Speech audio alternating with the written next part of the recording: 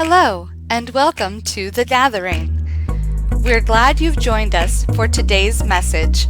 For more information about The Gathering, visit our website, www.gatheringtohim.org, or find us on Facebook. We hope you are blessed, encouraged, and empowered by today's message.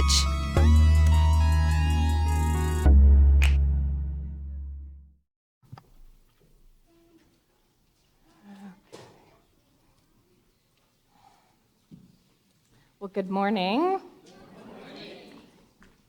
Where I'm usually serving on a Sunday morning, they all just left the room. So, usually my audience is less than 4 feet tall. Y'all are a bit bigger, so we'll see how this goes. First of all, kind of a running joke between Pastor Scott and myself is if any time Pastor Todd's not here, and we'll check in to see who's preaching, and then how are we setting the crock pot for lunch on Sunday? How long is your message going to be, or how long do I have to prepare for my Sunday school lesson? So last night, Scott texts me and says, should I put the crock pot on low, or do I put it on high? My response was, if you've got an Instapot, I would use that. So this week as I was preparing, the Lord, He brought me to some passages, and I wasn't really pleased with them. I found that they were really awkward and not something that I wanted to address. So I kept looking for other options, and I didn't get any. So if you want to follow along today, the message is going to come from Mark chapter 7. Verses 24 to 37.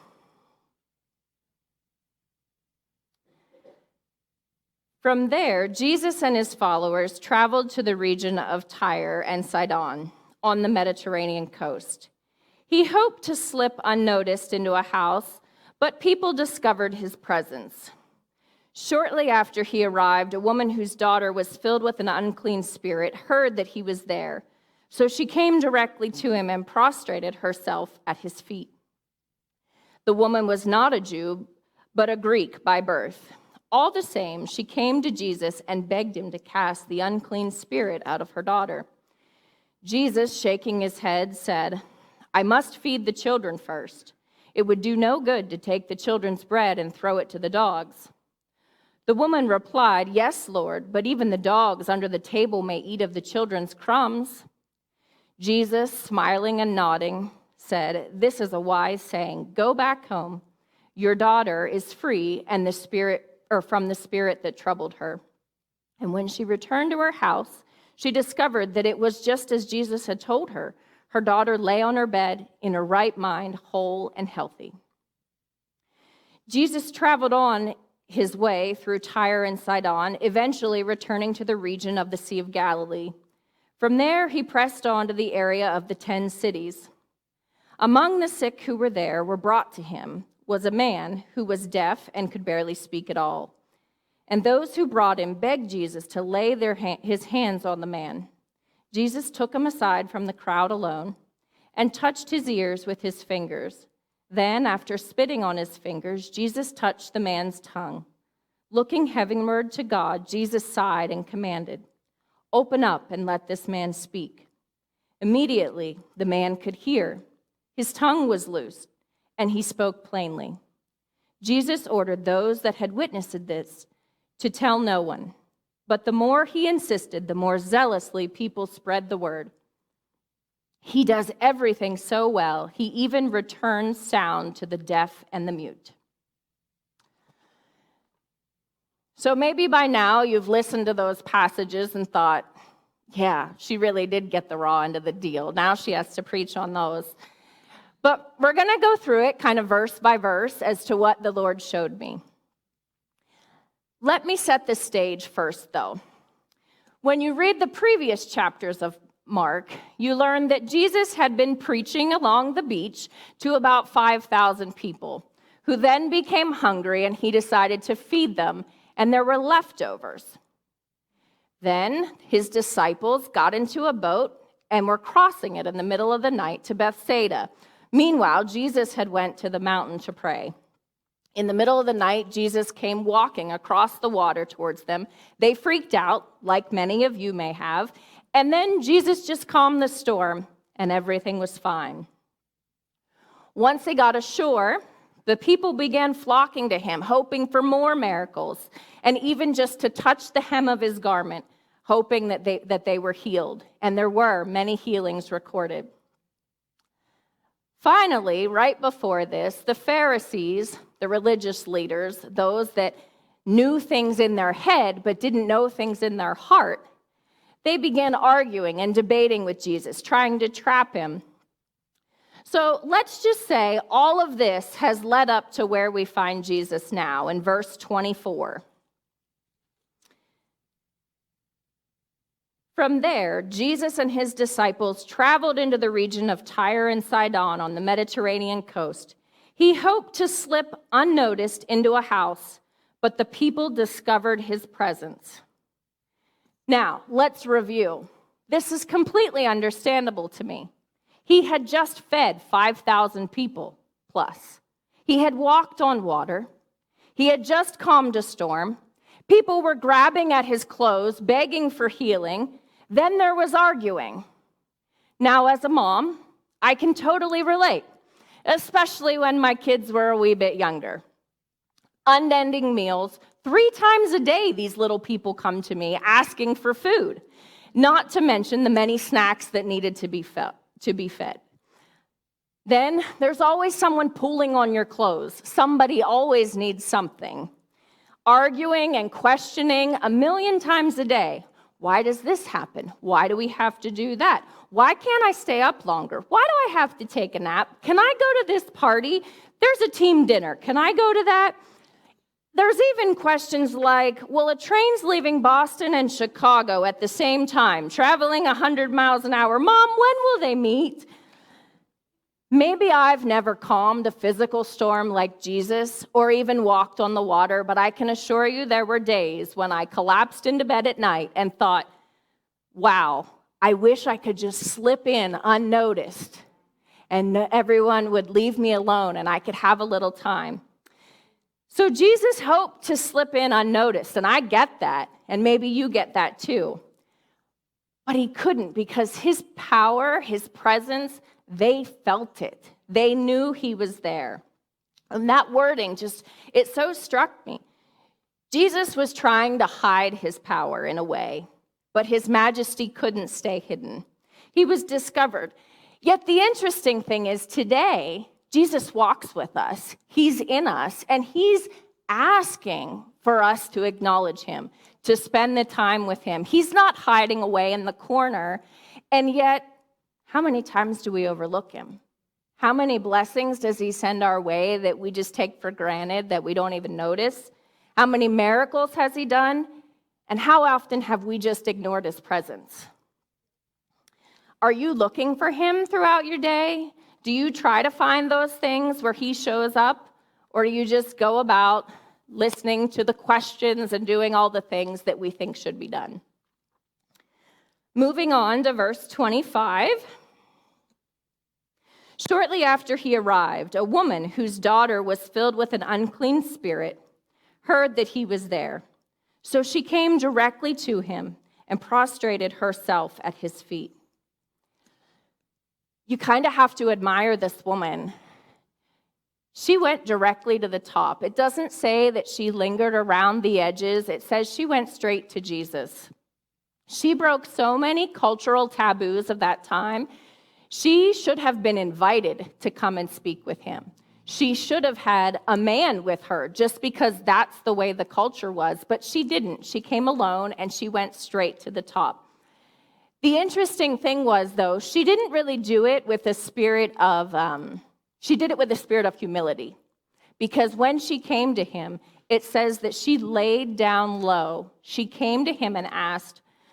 She presented herself in that lowly position, laying flat before the Lord, honoring him and knowing that he had power.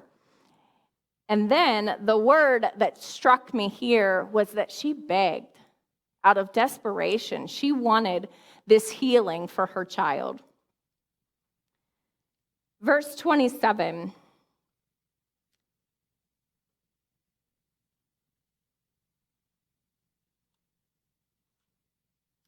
Jesus, shaking his head, said, "I must feed the children first. It would do no good to take the children's bread and throw it to the dogs." "Yes, Lord, but even the dogs under the table may eat of the children's crumbs." And Jesus, smiling and nodding, "This is a wise saying. Go back home. Your daughter is free of the spirit that troubled her." And when she returned to her home, she discovered that it was just as Jesus had told her. Her daughter was laying on her bed in her right mind, whole and healthy. Now, the beginning of that phrase is kind of disturbing. There's a rudeness there from Jesus that we don't see other places. And you kind of have to wonder why. It's the opposite of the Jesus that we know and that we read about.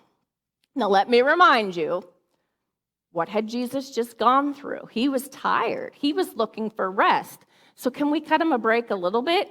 Maybe. I'd like it if my family cut me a break sometimes when I'm tired and I snap or give an answer that I, looking back on, maybe wouldn't have wanted to give. Now, the interest, I'm not saying that's the theological reason. It's probably way deeper than that as to why he said it. But that's kind of what I think, okay?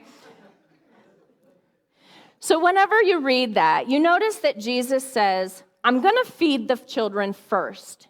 He doesn't say, "I'm never giving you this."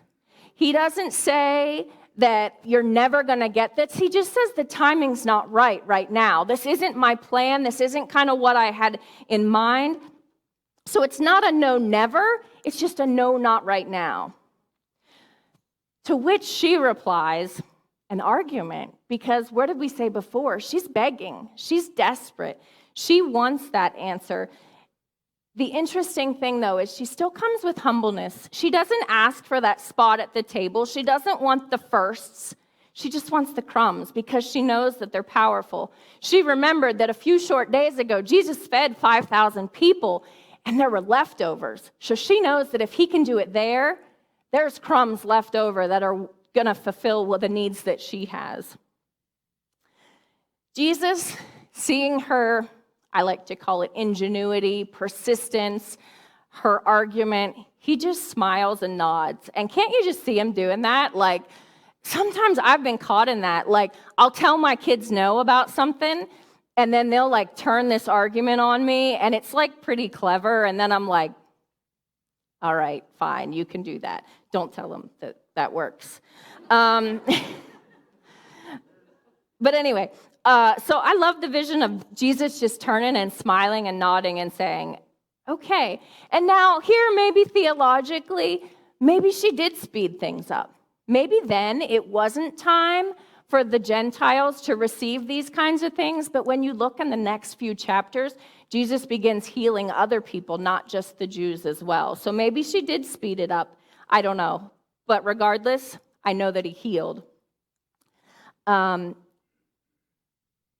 In faith, he told her to turn and to go back home. I don't know if I may have accepted the answer that easily. I may have said, well, Jesus, why don't you just take my hand and I'll show you where I live. And that way, in case it didn't work, you can fix it when we get there. But she didn't. She just walked away and she went back home. She took him at his word. She had that faith and she believed that what he said was true, that he had given her the crumbs from under the table, and that her daughter was going to be healed. So in faith, she goes home, and it says the daughter was whole, healthy, and in her right mind. That's amazing. It also tells us that she was probably not a teenager yet, because she was in her right mind.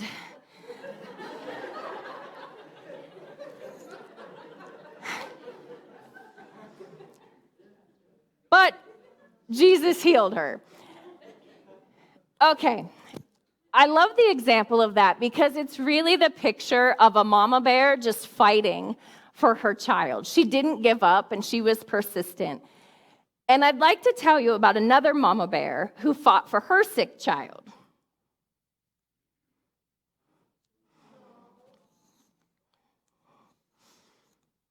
I knew this was going to happen.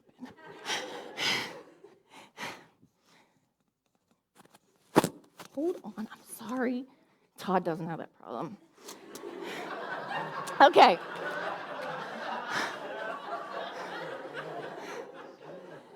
So if you haven't before, this is Gabby.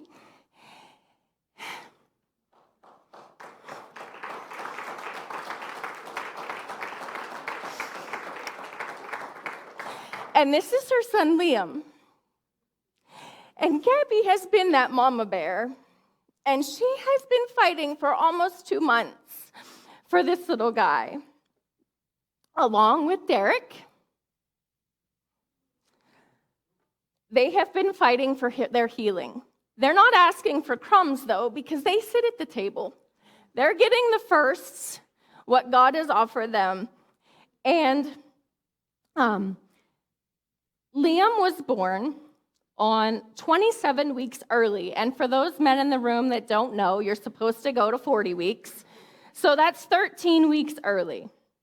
He was born weighing 1 pound, 11 and a half ounces.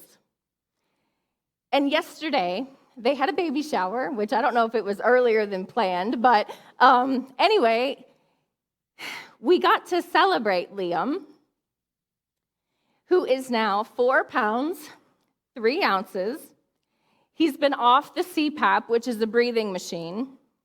His feedings have increased to over 30 milliliters, and he's almost 2 months old. He's even gotten to have a helicopter ride in his short life. The awesome part is God has stepped forward and is healing this little guy every single step of the way. And he's not done, and the little Liam is expected to come home earlier than expected. So that's just awesome. And I just think of the persistence that Gabby and Derek and you guys have all joined in with them, and you just keep coming to the table and saying, Lord, we need your healing in this situation. So, okay, back to verse 30. In verse 30, it says, and when she returned home, she discovered that it was as Jesus had told her. Her daughter lay on her bed in her right mind, whole and healthy, and we believe that for Liam. The other interesting part to me that stuck out was that these people weren't saved. And so Jesus wasn't just looking to heal those that were walking alongside of him. He healed these people who weren't saved at that point. They weren't of the religious line that he had come from. And so we're all born into sin, so none of us are truly worthy. It's only through the grace that Jesus offers that we can receive those healings. But the awesome part to me is that maybe there's people in your life that you have been crying out for healing for or for salvation. This story alone is an example that you don't need to be saved for God to heal you. God can bring anyone into salvation. No one is too far gone. And who are you begging for a miracle on their behalf?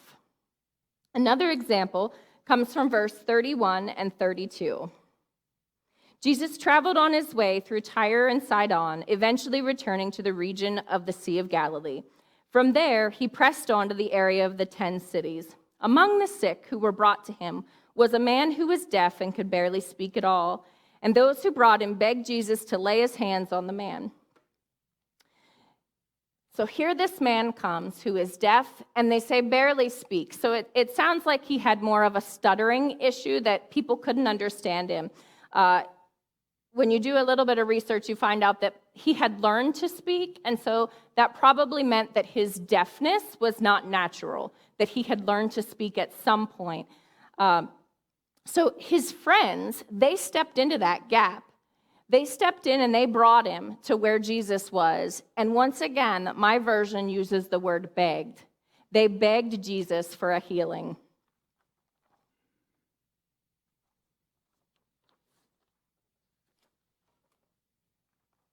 In verse 33, Jesus took him aside from the crowd, alone, and touched his ears with his fingers.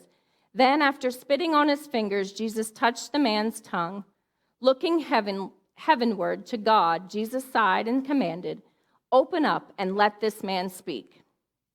I was curious as to why Jesus would have taken this man aside, why he didn't just heal him right there. Commentaries aren't really sure. There's a lot of different thoughts as to why, so I'm not even going to offer any of the reasons. Make it up on your own, whatever you think. I don't know. But then, maybe it had something to do with the fact that he put his fingers in his ears and then he spit on his hands and put it on his mouth. I don't know how that would have gone over in a large crowd. Maybe it needed to be done a little more privately. I don't know. But those actions are curious because he could have just spoke it and it would have happened. But interestingly enough, some people think that he touched his ears and he touched his mouth so that the man knew what was coming because he couldn't hear him. He didn't know why or what was going to be happening. So anyway, I agree with that possibly maybe that was the reason. But then there's the whole, it's spit. Really? Spit? We had to use that? But who am I to question? 35. This is the best word. Immediately, the man could hear. His tongue was loosed, and he spoke plainly. Jesus ordered those who had witnessed this to tell no one. But the more he insisted, the more zealously people spread the word. He does everything so well. He even returns sound to the deaf and the mute. Immediately healed.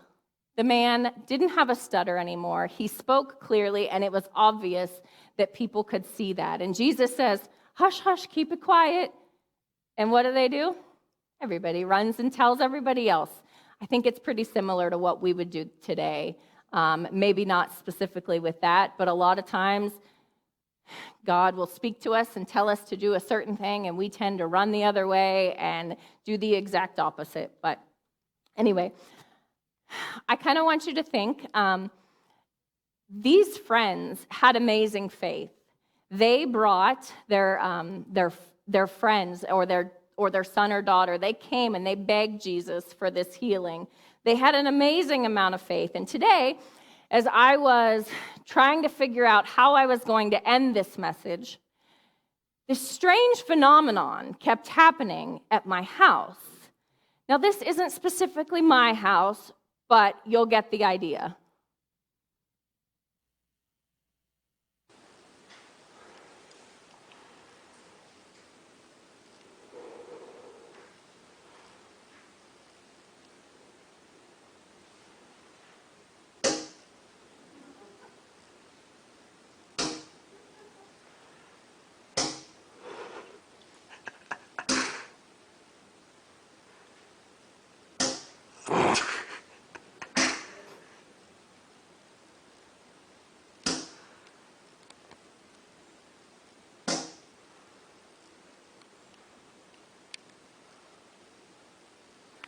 I was trying to figure out how I was going to finish this message, and I kept hearing this noise. And then I'd run to the window, and I'd look down below. Did he die? Nope. Then I'd go back to working and still trying to figure out how I was going to close it up. And then I'd hear it again, and I'd go back, and he's still not there. Man, I want to have the faith of that bird. He didn't give up. He just kept flying into that window because he was persistent. He was just flying forward with all he had. He could have stepped up and tapped his wing, something's wrong here. Every time that bird jumps up with all of his intensity, smacking into the window because this is the time that I'm going to get through. Who are we reaching out on behalf of? Who are you begging for healing or for saving for? God promises to be faithful. And God's not just making it his people, it's everyone. He is choosing not just one nation, but he's choosing to make a whole nation of the whole world, one nation that is clean and whole and in the right mind. 1 Thessalonians 5:11 says, "So support one another. Keep building each other up as you have been doing." Joshua 1:9, "This is my command. Be strong and courageous. Don't be afraid or discouraged, for the Lord your God is with you wherever you go." So this morning, I'm going to ask you if you would join with me. I have people in my life that I want to beg for salvation, for healing, and maybe you do too. And so I'm going to ask for you to stand and join with me. Can we be persistent? Can we have the faith to step forward and pray for those people, knowing that God can heal them, that God can save them? And so Kara's just going to play for a little bit, and you can pray out. We're coming humbly like the woman. She came and she's saying, "God, even your crumbs, even the leftovers are big enough and are good enough to do what I need you to do. And so would you move on our behalf?"